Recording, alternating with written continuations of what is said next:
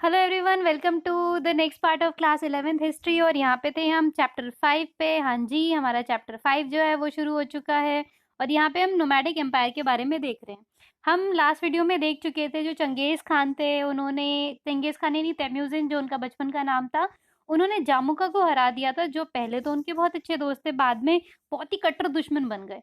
अब जैसे उन्होंने इनको हराया तो तैमूजिन ने बड़ा कॉन्फिडेंस फील किया कि अगर ये इसे हरा सकते हैं तो ये अदर ट्राइब्स को भी हरा सकते हैं। और अदर ट्राइब में कौन आए, जैसे पावरफुल ततर्स। अब ततर्स कौन थे? ये हमारे रणवीर सिंह वाले नहीं थे, ततड़ ततड़ ततड़ ततड़, वो वाले ततड़ नहीं थे। ये ततर्स वो थे जिन्होंने इनके फादर को मारा था, मतलब जो फादर के असैसिनेटर्स थे। उसके बाद कैरेट्स थे, या उसके बाद ओंग खान थे। इन सबको उन्होंने सोचा कि अब तो भैया इनको हरा देना, और भाई साहब ने हरा भी दिया। अब जो फाइनल डिफीट थी नाइमन पीपल की और पावरफुल जामुका की, वो 1206 में थी, जिसकी वजह से जो तैमूजिन था ये डोमिनेंट पर्सनालिटी बन चुका था पूरी स्टेपीज लैंड्स की, कि भाई साहब अब कौन सा है जो मेरे सामने बोलेगा। उसकी पोजीशन एकदम मस्त हो चुकी थी, एकदम अव्वल दर्जे का वो पहुंच चुका था। अब वहां पे जो मंगोल था, अब उनको क्या बोला जाता था? Great khan of Mongol, great khan of Mongol. और Genghis Khan, oceanic khan, universal ruler, कई सारे नाम से उसको बुलाने लग गया। अब इन सब चीज़ों से पहले 1206 में जो चंगेज खान थे, उन्होंने क्या करा? उन्होंने रीऑर्गेनाइज किया पूरे मंगोल के पीपल को, बहुत ही अच्छे इफेक्टिव तरीके से डिसिप्लिन मिलिट्री फोर्स रखी उन्होंने, और फ्यूचर कैंपेन्स के लिए भी सब चीज़ों को तैयार कर दिया। ऐसा नहीं था ये बंदा इतनी सी जीत पे खुश होने वाला नहीं था, ये पागल सन की आदमी था, इसको दुनिया जीतनी थी, और वो इसके लिए बेस्ट कर भी रहा था। अब पहला इसका कंसर्न क्या था? वो चाइना को जीतना चाहता था। अब उस समय चाइना 3 पार्ट्स में लगभग डिवाइडेड था। जो हसी हसिया पीपल ऑफ तिब्बतन ओरिजिन है, वो नॉर्थ वेस्टर्न प्रोविंसेस में थे। उसके बाद जर्शन, जहाँ पे चिन डायनेस्टी थी। और उसके अलावा सुंग डायनेस्टी, जिन्होंने कंट्रोल कर रखा था साउथ चाइना को। तो 1209 में जो हसी हसा था वो डिफीट हो गए, और जो ग्रेट वॉल ऑफ चाइना थी उसको भी ब्रीच कर दिया गया था। और धीरे धीरे करके 1216 तक आप समझो पूरा का पूरा चाइना हमारे चंगेज भाई के अंडर में था।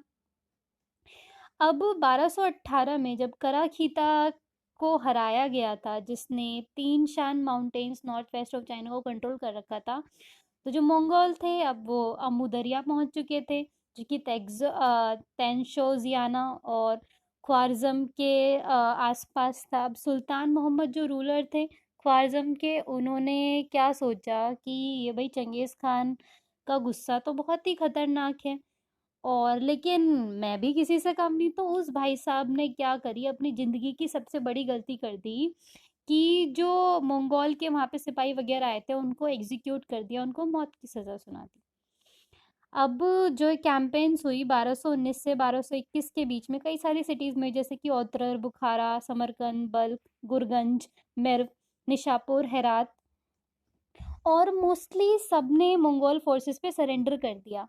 अब वो जो टाउन था जहाँ पर मंगोल के प्रिंस को मारा गया था सीज ऑपरेशन के दौरान, निशापुर में, तो चंगेज खान ने क्या कमांड किया कि भाई साहब ये जो टाउन है ना, इस टाउन को तो मैं इस तरीके से बर्बाद करूंगा कि पूरा का पूरा टाउन धरती के इतने अंदर धस जाएगा कि बिल्कुल एक तरीके से प्लग करने के बाद यहाँ से भी बहुत कुछ मिलना बहुत मुश्किल है। मतलब यहाँ इंसान तो इंसान, कुत्ते बिल्ली तक यहाँ पे जिंदा नहीं बचने चाहिए, इस टाउन का नामो निशान खत्म कर दो। पागलपन देख रहे हो बंदे का? इतना ही ज्यादा पागलपन था इस बंदे के अंदर कि ऐसे कैसे मेरे को कैसे हाथ लगा दिया, मेरे घर वालों को कैसे हाथ लगा दिया, अब तो इनको हराना पड़ेगा मुझे। अब अगर हम बात करें एस्टिमेटेड एक्सटेंट की, जो जिसमें मंगोल का कितना नाश हुआ था या कितने लोग कैसे मरे थे, तो जो चंगेज खान कैंपेन्स की रिपोर्ट की अगर हम बात कर रहे हैं, तो जो नंबर ऑफ लोग थे जो मान लो मारे गए थे, लगभग 1,747,000 पीपल जो थे हेरात में 1222 में, 1,600,000, बहुत सारे लोग जो थे मारे गए थे। अब ये चीज़ लिखी किसने थी? जुवाइनी नहीं लिखी थी, जो पर्शियन क्रॉनिकलर हैं। और उन्होंने क्या बताया? 1,300,000 पीपल जो है वो बर्म में मारे गए थे। तो इस फिगर तक वो पहुंचा कैसे? तो उसको पूरे 13 दिन लगे थे ये सब चीज़ें गिनने में, और एक दिन में लगभग वो 1 लाख डेड बॉडी को काउंट करता था, तब जाके वो इस फिगर पे आ पाए कि हाँ जी कितने लोग मरे थे। तो जी करीब 13 लाख लोग जो थे वो मर गए थे। अब जो मंगोल फोर्सेस थी in pursuit of Sultan Mohammad pushed into, अब जो मंगोल फोर्सेस को क्या करा गया कि सुल्तान मोहम्मद की मदद से एक तरीके से अज़ेरबैजान में पुश किया गया। लाइक वहाँ पे भी उनको जीत मिली, जिसकी वजह से उन्होंने रशियन फोर्सेस को हरा दिया और क्रीमिया में हराया, कैस्पियन सी को कैप्चर कर दिया। और अब जो सुल्तान के बेटे थे जलालुद्दीन, उन्होंने अफगानिस्तान और सिंध प्रोविंस में अटैक कर दिया। बैंक्स ऑफ इंडस में चंगेज़ खान ने क्या कंसिडर किया कि मंगोलिया वापस चलते हैं नॉर्थ इंडिया और असम से।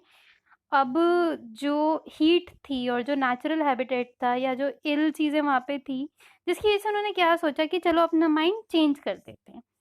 अब लाइक जो चंगेज़ खान थे वो 1227 में उनकी मृत्यु होती है।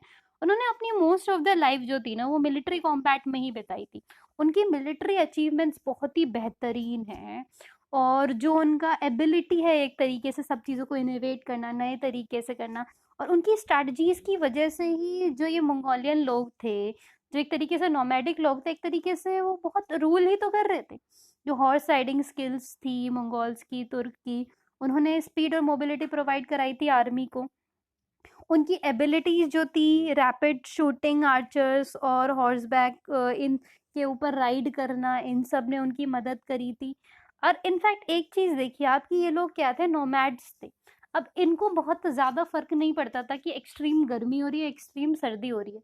इनफैक्ट एक तो ये किस्सा माना जाता है कि सर्दियों के दौरान जब नदियाँ जो थी ना वो जम जाती थी, बर्फ बन जाती थी, तो उस बर्फ की नदी को इन्होंने क्या एक तरीके से हाईवे जैसा वर्क माना और एनिमी सिटी पे अटैक कर दिया कि बर्फ जमी हुई है, सब लोग परेशान, हाय बर्फ जमी है, बर्फ पिघलेगी फिर जाएंगे, फिर सेना लेके जाएंगे। चंगेज खान वाज लाइक वाओ बर्फ जमी पड़ी है, इसको तो हम हाईवे बनाएगा, और वो उससे चले भी जाते हैं, हरा भी देते हैं। तो कई सारी चीजें जो थी कि प्रॉब्लम में भी आप ये देखो कि इन प्रॉब्लम में भी क्या इनोवेशन हो सकती है, इससे हम क्या अच्छा प्राप्त कर सकते हैं, जिसकी वजह से जो चंगेज़ खान था मोस्ट ऑफ द वॉर्स में वो जीत गया था।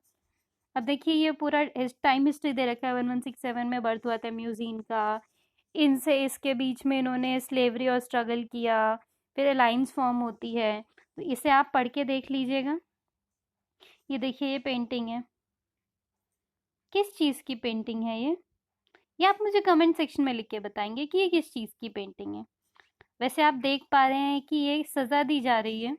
सी जो चंगेज़ खान चंगेज़ खान जिस तरीके से सज़ा देते थे लोगों को, उनका एक एग्जाम्पल दे रखा है कि ये एक ह्यूमन बीइंग है और इन्होंने किसी की टांग काट रखी है जो अपने साथ लेके जा रहे हैं, ये किसी की गर्दन कटी हुई है जिस पर ये बैठे हुए हैं, और उसके अलावा ये एक अनदर ह्यूमन बीइंग है, नीचे आग लगी हुई है और इसको इस तरीके से मुंह से डंडा डाल के इसको लटका रखा है।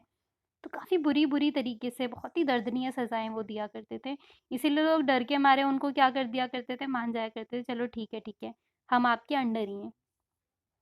सो इस पार्ट को हम यहीं तक रखते हैं, और आपको कोई भी कन्फ्यूज़न या क्वेरी आप हमसे कमेंट सेक्शन में पूछ सकते हैं। I meet you all in the next video of this chapter.